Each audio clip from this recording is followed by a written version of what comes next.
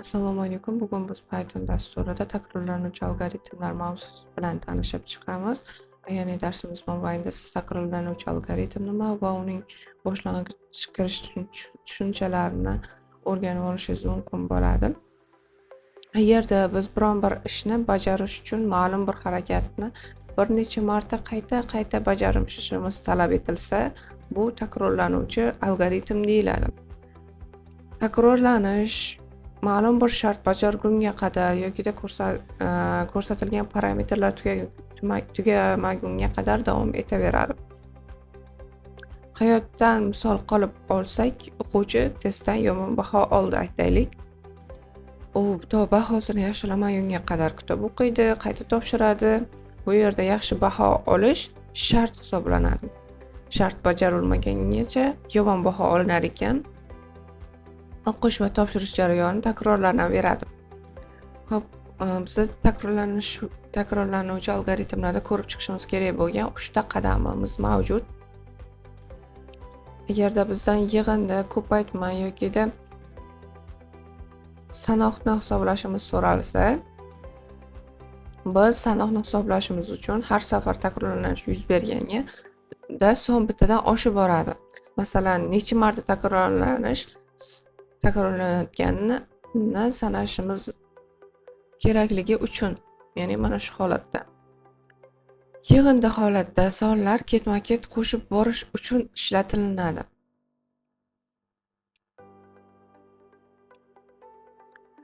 Ko'paytma yuqoridagi faktorial misollar kabi sonlarni bir-biriga ko'paytirish natijasini saqlab boradi. Biz doim bularga boshlang'ich qiymat berib olamiz. Yig'inni hisoblayotganda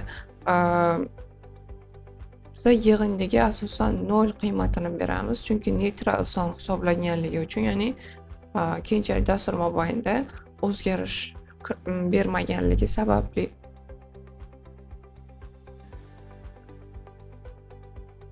Ko'paytmada esa bir sonini olamiz, chunki bir soni o'zgarmaydi.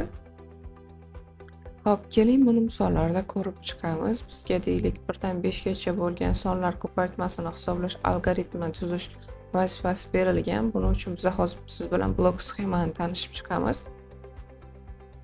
Birinchisiga boshlash, ya'ni start har doimgidek va biz o'zimiz boshda kiritib olgan qiymatlarimizni kiritib olamiz va shartimizni yozamiz. I soni, ya'ni i o'zgaruvchisi 5 sonidan kichkina bo'lishi kerak. Nima sababdan? Chunki bizga 1 dan 5 gacha bo'lgan sonlar belgilangan, ya'ni ko'paytmasini topishimiz kerak. Shuning uchun oxirgi qiymatini kirgizib olamiz shartimizga. Va agarda shu holatda o'rinli bo'lsa, bizda keyingi qadamlarga o'tib boradi. Va bu jarayon qayta takrorlanadi. Agarda 5 dan katta bo'lgan son kelib qolsa, yo'q yo'nalishi bo'ylab keladi va p sonini chiqarib beradi va shu bilan blok sxemamiz tugaydi.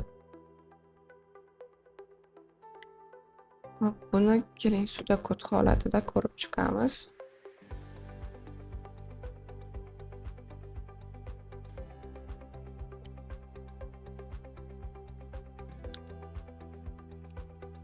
Ya'ni boshlash, start.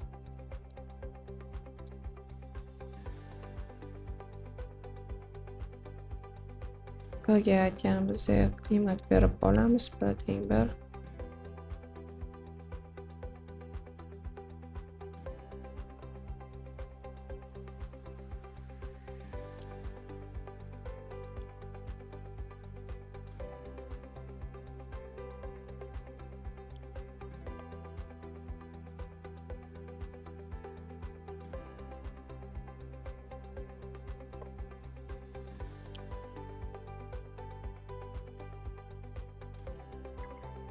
I o'zgaruvchimizga ham qiymat beramiz.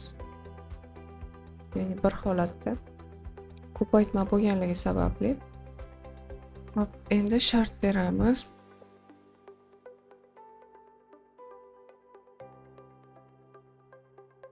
For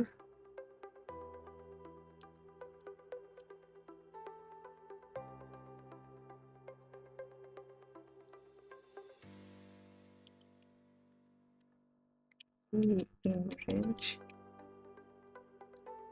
yo'q, o'tmadik. If agar I sonimiz katta yoki kichik bo'lsa, 5 sonidan then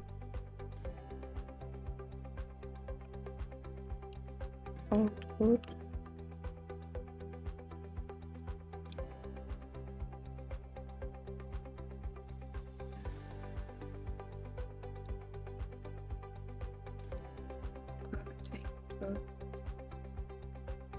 ko'paytirib I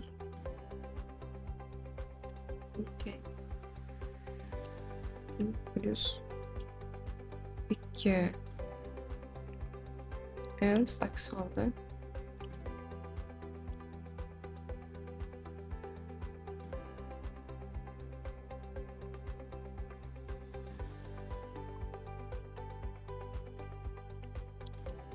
A sonini chiqar.